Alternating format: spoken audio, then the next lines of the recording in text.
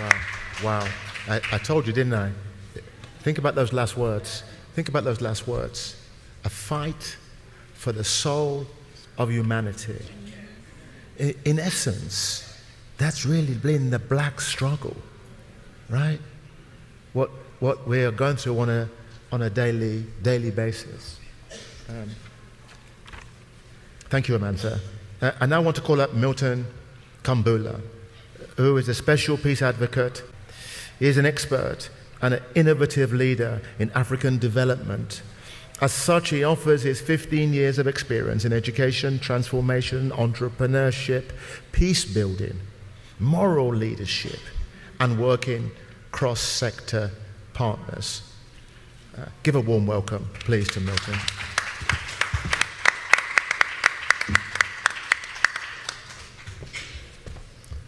Lord, I thank you for really introducing us well. Please give him a hand of applause. First and foremost, I reach greetings from the people of Africa, and then specifically my president, but also the African Union and the East African community. They said I should tell you they love you. Africa loves you.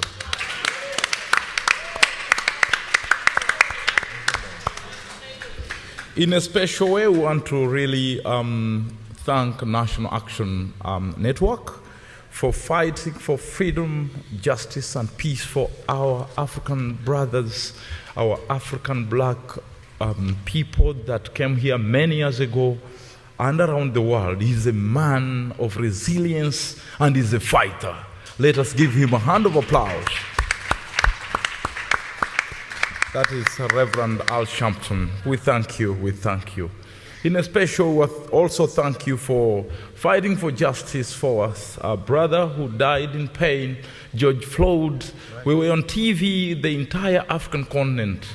We really thank you that at the end of the day, judgment was ruled, and we know George Floyd rests in peace. But in a special way, we want to thank him for his solidarity with our quest for economic justice and advising President Biden so that our brothers and sisters can get jobs in this competitive and unjust world. We believe President Biden, in his wisdom, will respect the request of Al Sharpton to seek for policies that work for everybody in the United States of America. Let me say that the global challenge on racial injustice and inequalities, colleagues, many years ago, before the coming of our friends from other parts of the world coming to Africa, this concept did not exist. It just came recently, just like corruption. Africa did not know corruption. Our forefathers did not know about unemployment and the confusion we have today. Colleagues, I want to take you back in history, that indeed the concept, the context of racism did not exist. So what happened? How do we define it today, colleagues? Friends, my brothers and sisters, how do we live in this kind of polluted atmosphere where racism and corruption and swallowing each other, building bombs to kill one another? Oh my God, what happened? Tell your neighbor, what happened? Tell your neighbor, what happened? This was not an African concept of such kind of confusion.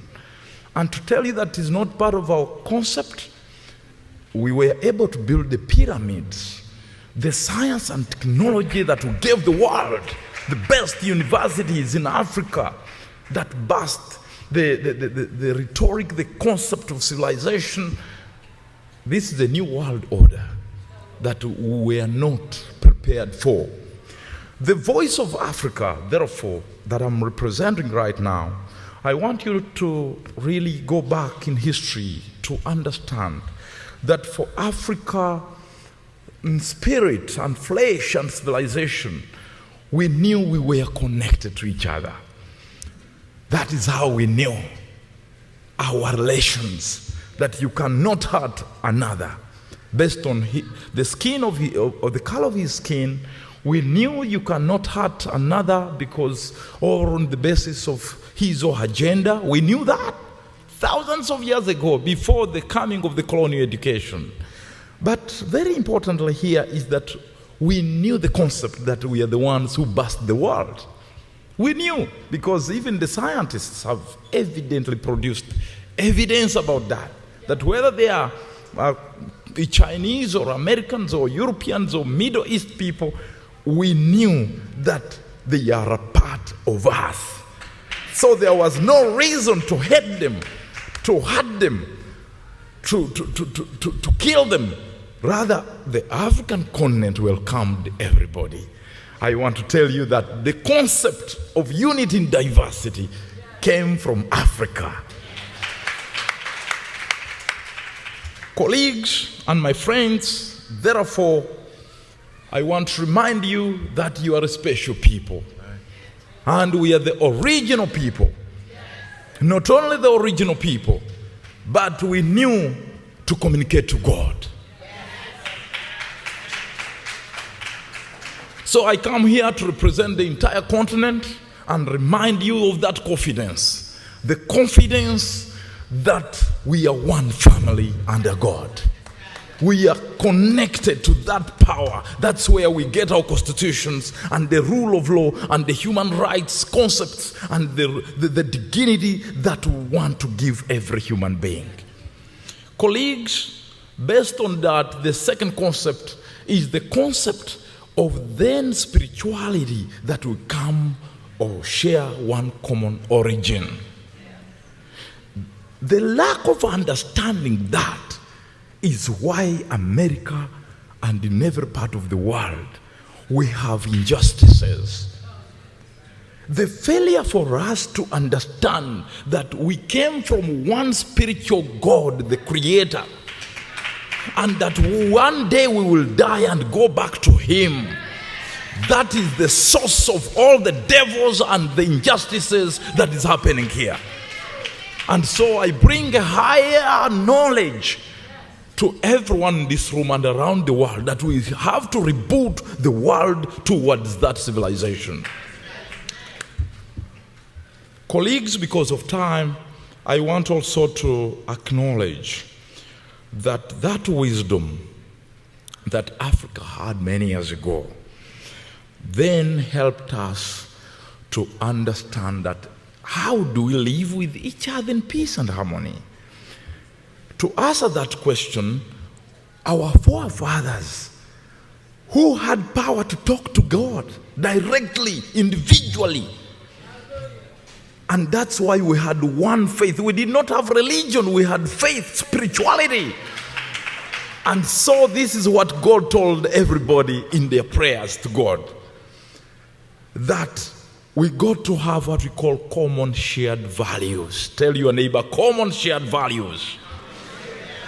Common shared values. That then, for us to be able to live with one another, each one of us must walk and demonstrate those common shared values. What are these common shared values? One is Ubuntu. Tell your neighbor, Ubuntu. Ubuntu. This was a word that I'm resurrecting from 5,000 years ago. That when we die, we will connect with our forefathers. They will ask us what happened, because some words cannot be in English. This is a word you should be able to practice from day one, from today. That you are because of I am. I am because of you. That is the basis to end injustice in America. That is the end of injustices in Europe, Middle East, Asia, and Africa. Thank you, thank you, thank you.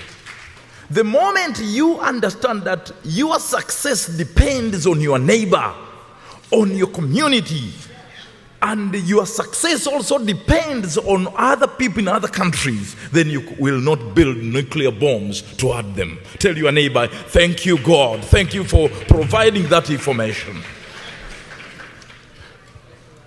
Now, we grow. When we grow in the culture of Ubuntu, we come to the demonstration of living for the sake of others. Living for the sake of others means putting up systems that serve the greater good of the whole world and also the environment. So, in the 1 minute that I'm left with, I want to urge you that at independence, because we had to open Africa, because we were welcoming our brothers and sisters back to home, back to Africa. The history books are not telling us really what happened. We want to use this opportunity of National Action Network to take action to reboot and rebuild conversations around education, so that our children can be able to understand that Africa was able to open up because we were welcoming our colleagues who misused us to put up an education that makes us blind and weak and unemployed, so that we can depend on another person. But a true African man and a woman is the man who serves others, who loves others, who want to live in peace with others. And so I trust that the other people from China, Asia, America, everywhere must understand the position of Africa, which is the light for the world, to feed everybody, to make everybody prosper, to make everybody strong, and to become champions as the whole world, as we share what God has given us. Thank you. May God bless you. I will go back to Africa and tell them that yes, the opportunities in Africa can be achieved, can be shared. The gold, the diamonds are in Africa. We are here to share with the world. Thank you very much, and certainly to all of you that have been here the last 2 days, 33 years of National Action Network.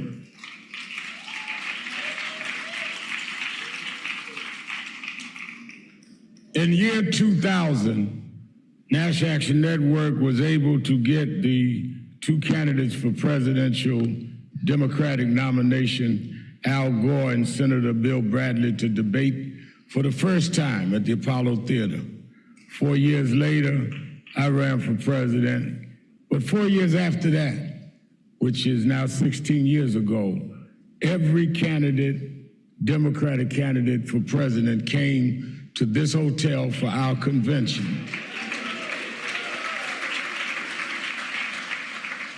One of those candidates was then Senator Joe Biden. And every 4 years since, the presidential candidates and/or the president would come. President Barack Obama came twice, one time in each term. And President Joe Biden came and spoke last January at the Martin Luther King breakfast National Action Network had. The first Martin Luther King holiday after the Obama-Biden White House, President Joe Biden, then Vice President, came and spoke in this hotel as Vice President. I say that to say that yes, we are an organization that protests. Yes, we're an organization that marches. We're now marching about DI. We're also an organization that has concrete programs and you that lead chapters. We are an organization that heckle. If any hecklers are here, I'm the heckler in chief. You will not out-heckle me today. But we engage those in power to advance what is good for all Americans, and to do what is right for all of us that have been overlooked and disadvantaged. I have known Joe Biden before he was president. He's always been candid and always been straight, and he's always did what he said he would do. He has always said to us that he will never mislead us in a conversation, even if there may be areas of disagreement. But I most remember that in January of 2020, when there was the gathering of candidates to run for president, Joe Biden had not decided what he was going to do. but he came at my invitation to National Action Network's breakfast as a former vice president. And he looked at Martin Luther King III and I in the back room, and he said, "This ugliness in Charlottesville, did you hear what this guy said?" Referring to his predecessor. And he says, "You know, Al, I think I may run." He says, "We've got to save the country." And he, based on that, later he did decide to run. And the morning before Jim Clyburn endorsed him, he came with Jim Clyburn to a minister's breakfast in North Charleston, hosted by me and National Action Network. I give that background so people won't think he's just doing this viral speech to get votes. He has a history with National Action Network, and he has always answered the hard questions and always been there. I've had come off my television show, Politics Nation, and he's called me from the White House to discuss things we talked about. He is that kind of person because we want it straight. We don't want anyone to placate us. We don't want anyone to say what we want to hear. We want the truth, good and bad, and we will know how to handle it from there. Don't talk to us like we're children. Talk to us like we're grown folks. And there are those that want our votes that want to take us for granted and show us some gold sneakers and other foolishness. We want to know about concrete things and what have you done for me lately. In that spirit, I bring to you live from the White House the President of the United States, President Joe Biden.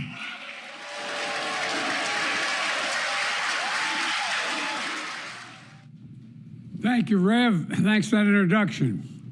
Look, we've known each other for a long time. I'm grateful not only for your leadership and partnership, but quite frankly, more importantly, for your friendship.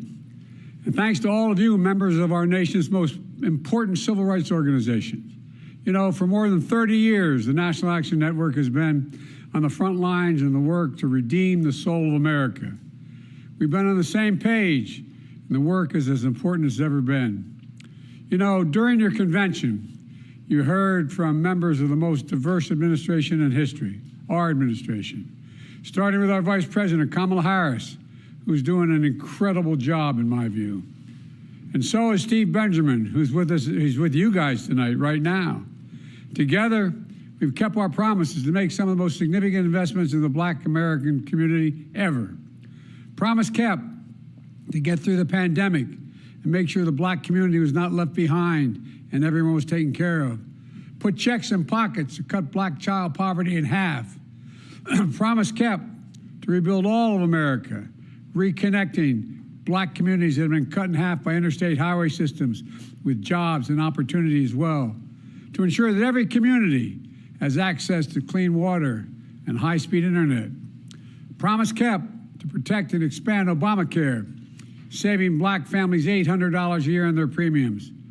A promise kept to beat Big Pharma by giving Medicare the power to negotiate lower prescription drug prices, literally saving countless lives in underserved communities.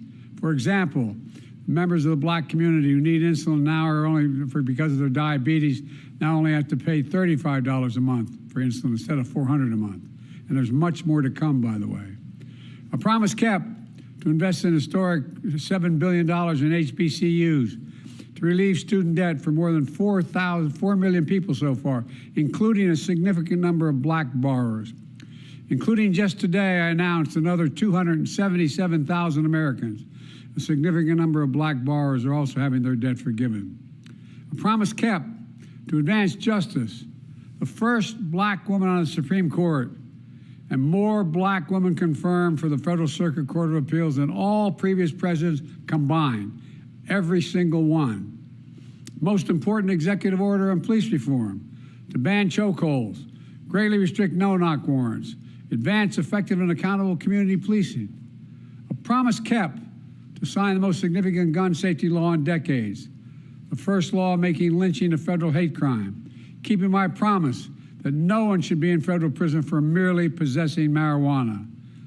a promise kept to advance environmental justice and to make the most significant investments in climate ever in all of our history. That's delivering clean energy and jobs all across America. The results are real. We've reduced black unemployment rate to its record low. More black Americans have health insurance than ever before. More black businesses are starting up than we've seen in the last 25 years. In fact, despite attacks on our support for brown and black small businesses, we're investing in them as key ways to build generational wealth in communities. Today, I'm proud to announce that last year we awarded $76 billion in federal contracts to small disadvantaged businesses to level the playing field and close the racial wealth gap. I also want to thank my dear friend, HUD Secretary Marcia Fudge, for an amazing career of public service, for leading the charge in making housing more affordable, for proposing a $10,000 tax credit for first-time home buyers, to building more rental units to bring rents down than ever before. We've launched a major effort to root out bias in home appraisal process, so homes in black communities are no longer undervalued compared to the same home in a white community. Thus far, we've eliminated that gap by 40%, and we're going to continue till it's even. Put it all together, black wealth is up 60%, and the racial wealth gap is closed the most in 20 years. You know, I would argue this is transformational change. We know there's much more work to do. There are real threats we face. There are more extreme voices out there who simply don't want to see people of color in the future of our country. They want to turn back the clock. Voter suppression, election suppression, ripping away reproductive freedom, getting affirmative action, gutting it, and attacking diversity across American life. Banning books. This is 2024, banning books, attempting to erase history, embracing political violence like what happened on January the 6th. These extremists are determined to erase the progress we've made. But together we are determined to make history, not erase it. Make history, not erase it. Let me close with this, Rev. You know, we face a moment of choosing at a time when our very democracy is at stake. And that's not an exaggeration. Our democracy is at stake. One vision is propelled by anger, hate, revenge, and retribution. The other vision, our vision, your vision, of perseverance, progress, hope, and optimism, and everything the National Action Network stands for and embodies. Here's the future we can build together. I see an America where we defend democracy, we don't diminish it.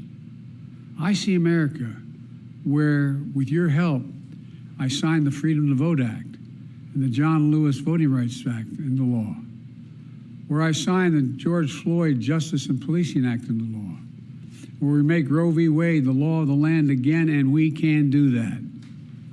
I see a future where we give hate no safe harbor, call out the poison of white supremacy.